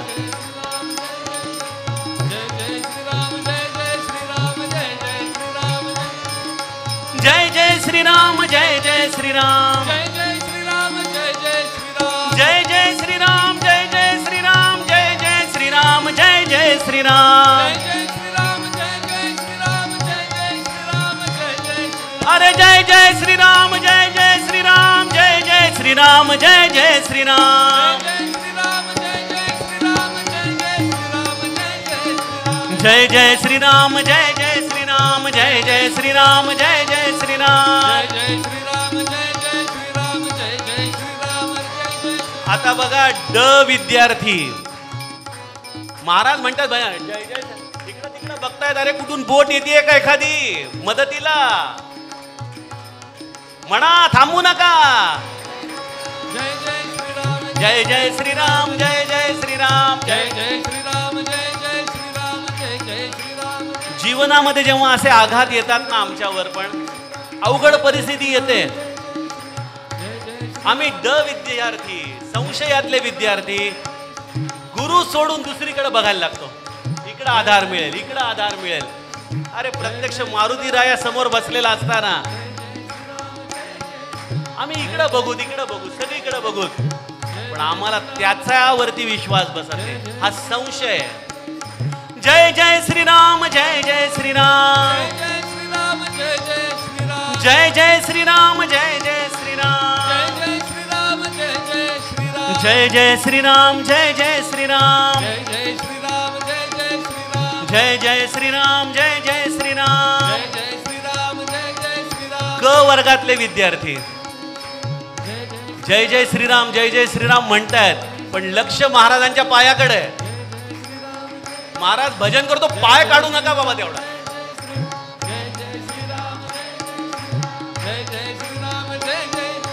जय जय श्रीराम जय जय श्रीराम जय जय श्रीराम जय जय श्रीराम जय जय श्रीराम जय जय श्रीराम। ब वर्गातले विद्यार्थी महाराजांच्याकडे बघतायत पण डोळ्यातून अश्रू वाहतायत कारण आता आज पुण्य पर्व काळ पुन्हा नाही ऐसी वेळ। जय जय श्रीराम जय जय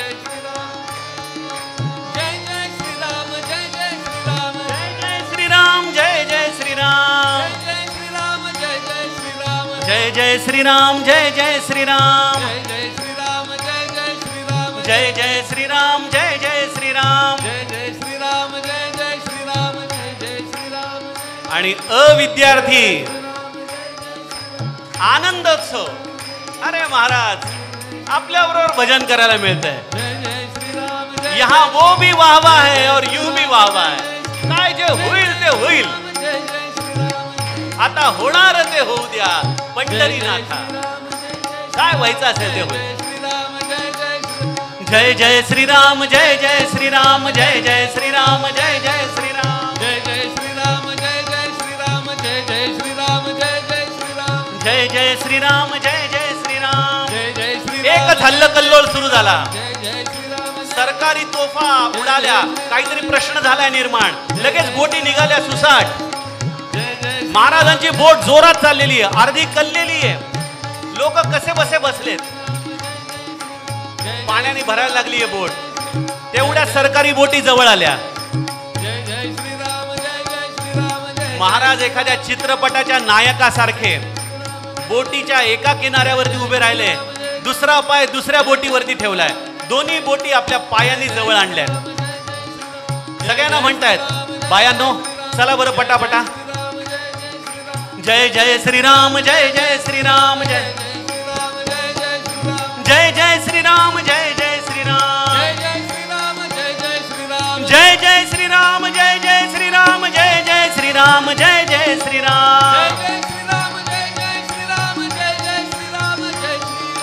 जय जय श्रीराम, जय जय श्रीराम. जय जय श्रीराम, जय जय श्रीराम, जय सगळ्या बाया इकडं बोटीत येऊन बसल्या, जय श्रीराम. त्यांच्या बरोबर त्यांचे यजमान येऊन बसले.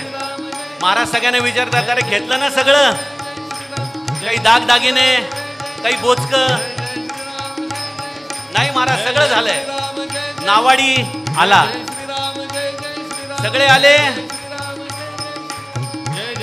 आणि महाराजांनी फक्त तो दुसरा पाऊल उचललं. पूज्य बाबा लिहितात, क्षणार्धात बोटीचे 2 तुकडे झाले आणि ती बोट पाण्यामध्ये खाली खाली खाली क्षणार्धामध्ये लुप्त झाली. जय जय श्रीराम, जय जय श्रीराम, जय जय श्रीराम, जय जय श्रीराम. अनंत कोटी ब्रह्मांड नायक राजाधिराज सच्चिदानंद सद्गुरु श्री ब्रह्म चैतन्य महाराज की जय. तर सज्जनो, आपल्या गुरुवर्यांनी सगळ्यांचे प्राण वाचवले. ही त्यांची लीला होती की आम्हाला आमचं प्रगती पुस्तक त्यांना दाखवायचं होतं. तुम्हाला मिळालं का तुमचं प्रगती पुस्तक? तुम्ही सगळे अविद्यार्थीच आहात, काही शंकाच नाही. पण तुम्हीच महाराजांना प्रार्थना करा आमच्यासारख्या ड वर्गातल्या विद्यार्थ्यांसाठी, की जे संशयातून बाहेर येतील, संशयात्मक विश्वास तरी ठेवतील, निदान विश्वास तरी ठेवतील आणि मग त्याची परिणिती कुठेतरी दृढ विश्वासामध्ये होईल. अहो बघा, साधं गणित आहे. जो या गंगेमधून या बुडणाऱ्या नौकेला पार नेतो, तो भवसागरातून आपल्या तारूला पार नाही नेणार का? नेणार की नाही नेणार? नेणार की नाही नेणार? नेणार की नाही नेणार? हा दृढ विश्वास जर बाळगला मनात घट्ट, तर गुरुपौर्णिमा केली, नाहीतर काय हार पेढे लाडू आणि आमटी,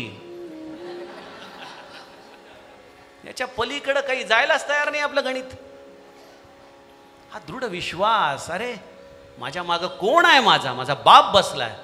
तो काही साधा आहे? प्रत्यक्ष मारुतीचा अवतार आहे तो. महारुद्र जे मारुती रामदास, कली माझी जे जाहले रामदास, जना उद्धराया पुन्हा प्राप्त होती, नमस्कार त्या ब्रह्म चैतन्य मूर्ती. असा मायबाप आपल्या मागं उभा आहे. आणि तो मायबाप, तुम्ही म्हणाला हो ते तर प्रयागला होते, देहात होते, तेव्हाची गोष्ट वेगळी. आता आम्ही काय करायचं? आपल्या महाराजांनी आम्हाला दिलंय, जेथे नाम तेथे माझे प्राण, ही सांभाळावी खूण. दृढ विश्वास. महाराज म्हणतात, नामावर प्रेम करणं म्हणजेच माझ्यावर प्रेम करणं आहे, आणि माझ्यावर प्रेम करणं म्हणजेच नामावर प्रेम करणं आहे. किती सोपं आहे हो. तुम्हाला महाराज जिवंत करता येतील आजच्या काळामध्ये. तुम्ही नामामध्ये महाराजांना बघा. माझ्याबरोबर माझं नाम आहे म्हणजे प्रत्यक्ष माझे महाराज आहेत. या भूमिकेने नाम घ्या. आणि दृढ विश्वासाची 3 चिन्ह असतात बघा, त्या चिन्हांवरती काम करा. हे तुमच्या जीवनात प्रगटू लागले की समजावं प्रगती सुरू झाली. ड मधून क मध्ये गेलो, क मधून ब मध्ये गेलो, ब मधून अ मध्ये गेलो. 3 चिन्ह लक्षात ठेवा. पहिली गोष्ट, चिंता काळजी जीवनामध्ये कमी होत चालली की समजावं प्रगती सुरू झाली. चिंता काळजी. अहो, कडेवर बसलेल्या लेकराला काही चिंता काळजी असते का?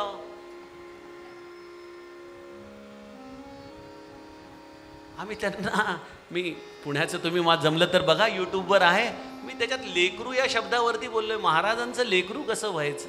चिंता काळजी आपल्यासारख्या मोठ्यांना आहे तो महाराज, पण काय ते सगळं आमचे एक नातेवाईक होते, त्याला मी नेहमी म्हणायचो, अरे महाराज, अरे ते तर आहेतच रे म्हणे, पण ते तर आहेत आणि तेच आहेत, आणि ते आहेत तर काळजी कशाला, चिंता कशाला. महाराज म्हणतात, ज्याच्या हृदयामध्ये काळजी फार, त्याच्या हृदयामध्ये मला राहायला कष्ट होतात. बघा महाराजांचा दया सिंधूपणा या वाक्यातही, मी त्याचं घर सोडून जात नाही, पण मला त्याच्या घरात राहायला कष्ट होतात. ते तुम्हाला सोडणार नाही तुम्ही चिंता काळजी केली तरी, पण आपण ज्यांना दररोज हार तुरे वाहतो त्यांना त्रास व्हावा का हो? असेल शरीराच्या तक्रारी असू द्या, असेल पैशाची अडचण असू द्या, संसार म्हटल्यानंतर कोण परिपूर्ण आहे? प्रत्येकात न्यून आहे. त्या न्यूनाकडे बघायचं का जेवढं दिलेलं आहे त्याच्याकडे बघायचं, हा प्रश्न आहे. आणि महाराज काय माझ्यासाठी साधन आहेत का माझ्या सुखाचं, माझ्या प्रापंचिक गोष्टी देण्याचं? त्यांनी काही ठेका घेतलाय आपला? हे माझं भोग आहेत, मला भोगायचे आहेत. अरे तुमच्या छत्रछायेखाली भोग भोगीन ना, असेल ते असेल. नामस्मरणाची संख्या वाढवाच, जरूर वाढवा, पण ही करत असताना मनाला सांगा की आता या काळजी चिंता या चपलेसारख्या बाहेर ठेव. नाही करणार मी काळजी, नाही करणार मी चिंता. माझ्या मागं कोण आहे? माझा मायबाप आहे. दुसरी गोष्ट, दृढ विश्वास. याचं लक्षण असं आहे, जर ते तुम्हाला प्राप्त करायचं असेल तर ते म्हणजे जे घडतंय ते माझ्या कल्याणाचं घडतंय आणि माझ्या अंतिम हिताचं घडतंय, या भूमिकेमध्ये आयुष्यात राहायला शिका. आजच माझ्याकडे कोणीतरी आलं होतं, काहीतरी जॉबच्या संदर्भात प्रश्न होते, म्हणे असं झालं तसं झालं. मी म्हटलं, महाराजांनी त्या जॉबमधून बाहेर काढण्याचं कारण हेच असेल की असा विचार करावा की जर कदाचित तिथं राहिलो असतो तर एखादं मोठं संकट आपल्यावर येणार होतं, म्हणून महाराजांनी आपल्याला आपसूक आधीच बाजूला करून टाकलं. घडणाऱ्या प्रत्येक गोष्टीमध्ये महाराज महाराज महाराज जर धरले तर महाराज म्हणतात, लांब उडी मारणाऱ्या माणसाला 4 पावलं मागं जावं लागतं. त्याप्रमाणे जर प्रपंचामध्ये अधोगती होती असं वाटत असेल, काळजी करू नका, एका लांब उडीची मी तयारी करून घेतोय, मोठ्या उडीची तयारी आहे. पण लांब उडी मारण्यासाठी 4 पावलं मागं जावं लागतं ना. लगेच महाराजांना कडे जाऊन घाबरू नका. जे घडतंय ना तुमच्या इच्छेने घडतंय, तुम्हाला मान्य आहे ना महाराज, मग ते योग्य आहे. कारण मी तुमचा आहे, मला कळत नाही बाकी काही. हे असं का तसं का, आणि मी एवढं साधन केलं, मी एवढा जप केला, मग मलाच हे कष्ट का? नाही. आत्ताच मला ताईंची आई भेटल्या, म्हणे काय रे दादा, म्हणे असं एवढा मोठा प्रसंग आला, वाईट वाटतं. पण बघा, त्याही परिस्थितीमध्ये महाराजांनी उभं केलं, वाचवलं. हे महत्वाचं आहे. आपल्याला ते सांभाळणारच. गुरु राव माझे रामची, हा ची गाण्याचा नाहीये, हा आचरणाचा आहे की आहेतच ते माझ्या मागं. गुरुपौर्णिमा केवळ एका दिवसाचा उत्सव नाहीये, तो 364 दिवस गुरुची आपल्याला स्मृती जागृत ठेवण्यासाठी दिलेली संधी आहे. आपण त्या दिवसाला केवळ एक गुरु डे करू नये. फादर्स डे झाले, मदर्स डे झाले, हा एक गुरु डे, तसं नाही होता कामा.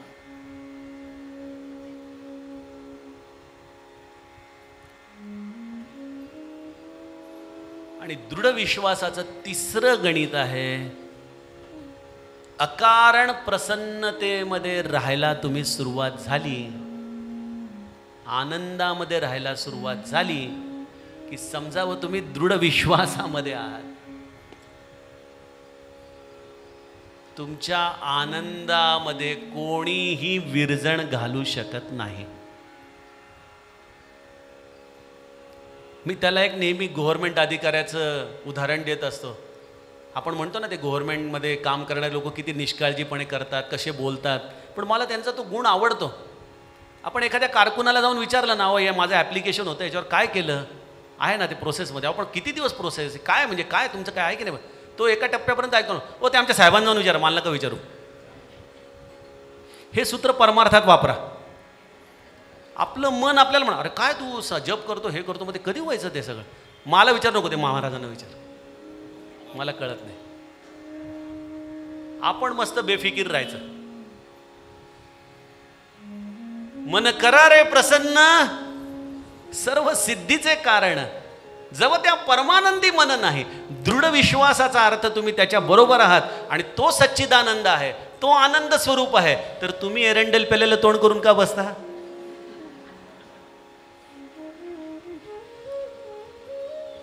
अरे हंसते रहो आप ब्रह्म चैतन्य के हो, महाराज के हो. असू द्या, जगाचे दुःख देखील लाजली पाहिजेत आपल्या समोर. अरे यार काय अजून याला त्रास द्यायचा म्हणजे हे रडेल? हा रडतच नाही.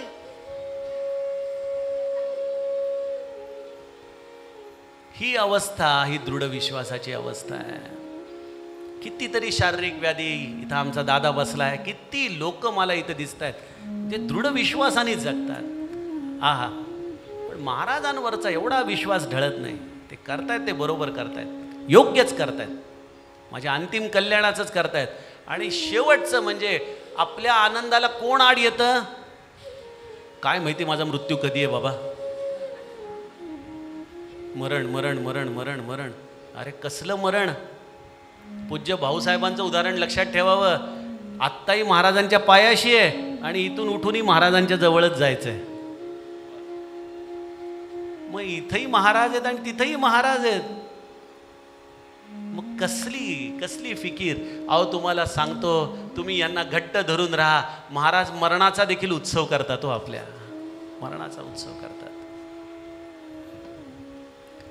त्यामुळं तुम्ही कुठल्याच गोष्टीची चिंता नका करू. माझे नाथ म्हणतात ना, नको खेद करू कोणत्या गोष्टीचा, पती लक्ष्मीचा जाणत असे, सकळ जीवांचा करीतो सांभाळ, तुझं मोकळी का ऐसी नाही. तुम्हाला कोणाला वेगळं पण वाटत असेल तर तो तुमचा अज्ञान आहे. तुम्ही विश्वास ठेवा किंवा न ठेवा, ही गुरु माऊली संभाळतच आहे. गरज आहे तुम्ही त्या विश्वासाने जगण्याची. आणि जेव्हा या विश्वासाचा परमोच्च बिंदू येतो, त्यावेळेला तुम्हाला नाथांचं भजन कळतं की गुरु परमात्मा परेशू ऐसा ज्याचा दृढ विश्वासू. आणि मग तो देव तुमचा दास होतो. तुम्हाला कळणार नाही तो रामराया कसा येईल तुमच्याजवळ, काय करेल. कधी डॉक्टरच्या रूपात येईल, कधी मित्राच्या रूपात येईल, कधी कोणाच्या रूपात येईल, काय करेल. कारण तुम्ही त्यांचे पाय धरलेत ना. त्यांचे पाय धरले की त्याला यावं लागतं. देव तयाचा अंकिला स्वय संचला त्याचे घरा. आणि स्वय संचला त्याचे घरा म्हणजे हे घर आहे. या घरामध्ये तो आपोआपपणे जागा होतो. संत चरण रज लागता सहज, वासनेचे बीज जळूनी जाय. आणि मग काय? कंठी प्रेम दाटे, नैनी नीर लोटे, हृदयी प्रगटे रामरूप. देवतयाचा अंकिला स्वय संचला त्याचे घरा. या देहामध्ये तो स्वाभाविकपणे प्रगटतो. पण त्यासाठी काय करायचं? यांचे पाय धरायचे घट्ट. आणि म्हणून एकदा शेवटी म्हणतात की एका जनार्दनी गुरुदेव. गुरुच देव आहे, आपल्यासाठी दुसरं कोणी नाही, कोणी नाही, कोणी नाही. याचा अर्थ दुसऱ्या मंदिरांमध्ये जाऊ नका असं नाही, पण जिथं जाल तिथं महाराज आलो बरं असं म्हणून त्या देवतेला हाक मारा, नमस्कार करा. आपल्या गुरुचा विसर क्षणभर देखील न पडू, हीच गुरुचरणी या गुरुपौर्णिमेच्या निमित्त प्रार्थना करतो आणि वाणीला विराम देतो. विराम देताना 2 मिनिटं सीता राम राम राम राजा राम राम राम. सीता राम राम राम राजा राम राम राम. सीता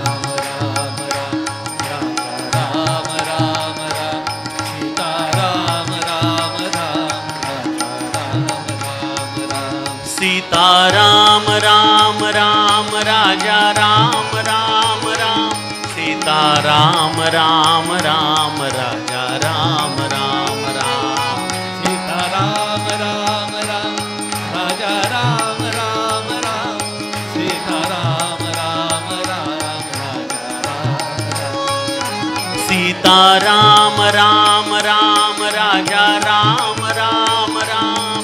सीता राम राम राम राम राम राम राम सीता राम राम राम राजा राम राम राम सीता राम राम राम राजा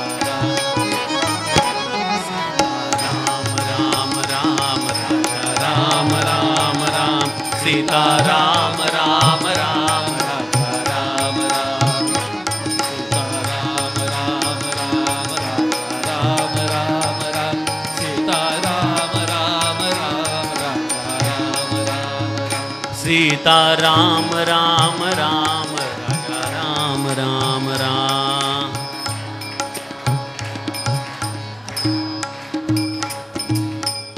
पवन तनय संकट हरन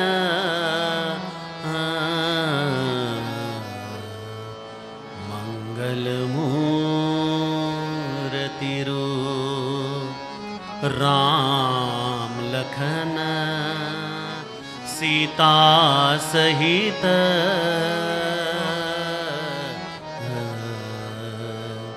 हृदय बसहु सुरभु सियावर रामचंद्र प्रिय